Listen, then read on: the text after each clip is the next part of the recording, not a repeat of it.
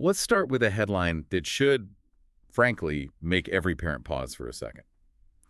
One of the world's most recognizable and, trusted family brands, Disney, has just paid a colossal $10 million fine to the government. And this wasn't just some paperwork error. This was a massive systematic failure. It involves their huge presence on YouTube and, well, a major violation of children's privacy laws.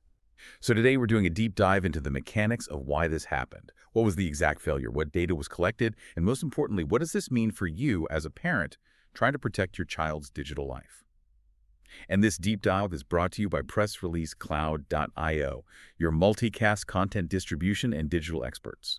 Our analysis today is based on several sources, including a detailed report from them. You know, that $10 million figure, it grabs headlines, but this settlement is so much more than that. It's really a critical case study. It shows the incredibly high level of scrutiny that companies are facing now when they handle the data of the most vulnerable internet users. We're talking about children under 13. Right. The focus here isn't necessarily on, malice. It's about accountability for a systemic, long-term failure to comply. Okay, so let's unpack that. The core failure. What did Disney actually do wrong, according to the Department of Justice? Well, the whole case hinged on their failure to properly label hundreds of videos. They have dozens of YouTube channels, and on hundreds of videos, they failed to check the box for Made for Kids, or MFK, as it's known. And this wasn't a one-time mistake. The pattern went on for a while, right? A long while. It occurred repeatedly between 2018 and 2023. 5 years. Wow. Exactly. That 5-year window is what makes this so serious.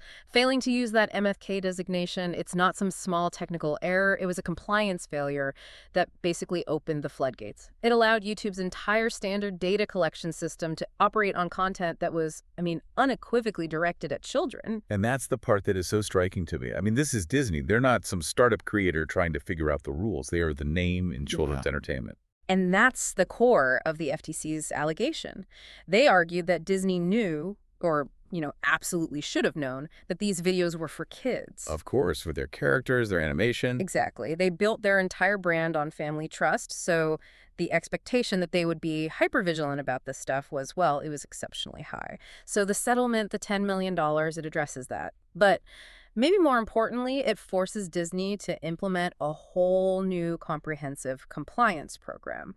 The goal is real, systemic change. So we know the failure was about that MFK label, but what's the actual law here? What statute gives this penalty its teeth? The foundation for all of this is the Children's Online Privacy Protection Act. You'll hear it called COPPA. It's a federal law, been around since 1998, and its mission is actually pretty simple but very powerful. It says if you operate a website or an online service that's directed to kids under 13, you must get verifiable parental consent before you collect their personal information. It's the cornerstone of digital privacy for kids in the U.S. Absolutely. So when Disney didn't tick that MFK box, they weren't just missing a toggle switch. They were, in effect, completely bypassing that parental consent requirement. Precisely. That's the perfect way to put it. The system defaults to assuming the viewer is an adult if that flag isn't there. And that simple omission allowed for full-scale data collection. What does that mean in practice? It means YouTube was allowed to place tracking cookies on the devices of kids watching these videos. Which sounds technical, but it has real-world consequences. Huge consequences. Those cookies are what enable the creation of these sophisticated viewing profiles and the deployment of behavioral advertising. All of it happening without parents even knowing, let alone giving permission. Okay, let's drill down on the data itself, because that's where this gets really interesting and, frankly, a bit scary. What specific data was being harvested from these young viewers? The list is pretty extensive, and it's disturbing when you think about it applying to minors. Once those videos were unlabeled, YouTube's standard data suite just went to work. It collected something called persistent identifiers. Okay, explain that. What is a persistent identifier? Think of it like a permanent, unique digital fingerprint for a device. And what does that fingerprint do? It connects the dots. It allows the platform or third-party advertisers to know that the same child who watched a Disney short on YouTube on Monday is the same user who visited a toy company's website on Tuesday. Exactly, and played a game on Wednesday.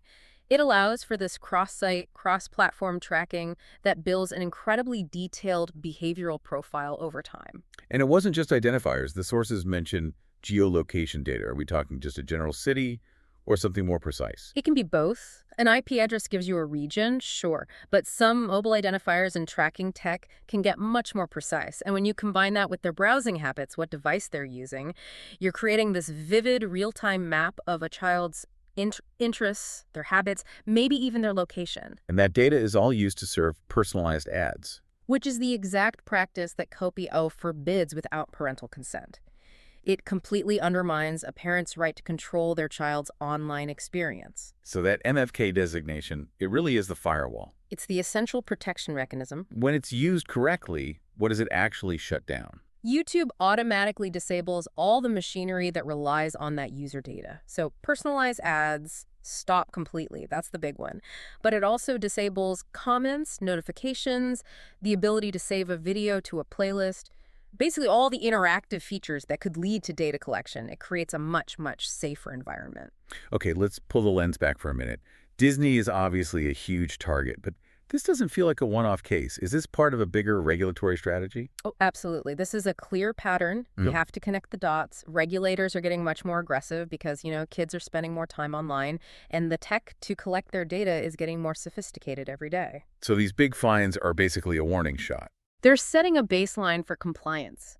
They're showing there are serious costs for failing to take this seriously. And we can't forget the biggest precedent for this was actually YouTube itself, right? Yes, exactly. YouTube paid a massive, record-setting $170 million COPPA fine back in 2019. $170 million. Right.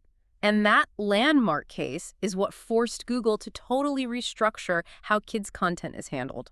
It established the very system we're talking about, where creators like Disney share the responsibility for flagging MFK content. So Disney's failure happened after that precedent was already set. Which makes it even more egregious, frankly. It shows a systemic failure to adapt to what was already the new regulatory reality. And it's not just the giants. The sources also mentioned TikTok. Yep. TikTok, back when it was musical.ly, paid a $5.7 million settlement in 2019. Their issue was a bit different. It wasn't about mislabeling, it was about not having basic age gates. They were knowingly collecting data from users under 13 during sign-up. So the message is clear, whether you're Disney or a fast-growing startup. The message is that the FTC is targeting any systematic failure to protect kids' privacy. The cost of non-compliance is now much, much higher than the cost of getting it right. Right. So let's move on to the most practical part of this for anyone listening. What does this actually mean for you, the parent? The hard truth is that if your child watched Disney content on the main YouTube site between 2018 and 2023, their data may have been compromised. That's the reality. We're talking hundreds of videos over 5 years. And there's really no way for a parent to check if their specific child's data was collected. This data is aggregated, the profiles are opaque. It's a black box. It is. So it's fair to assume that if they were a regular viewer, some level of collection probably occurred. It puts a huge burden of vigilance on parents. It feels like parents are being asked to be digital detectives just to let their kids watch cartoons. So how can parents spot content that should have that MFK label, even if a creator forgets? Well, you can use the same criteria the FTC uses. It's actually pretty straightforward. Look for content with classic, child-oriented themes, toys, games, nursery rhymes, that sort of thing. Yeah, visual cues. The visual cues are key.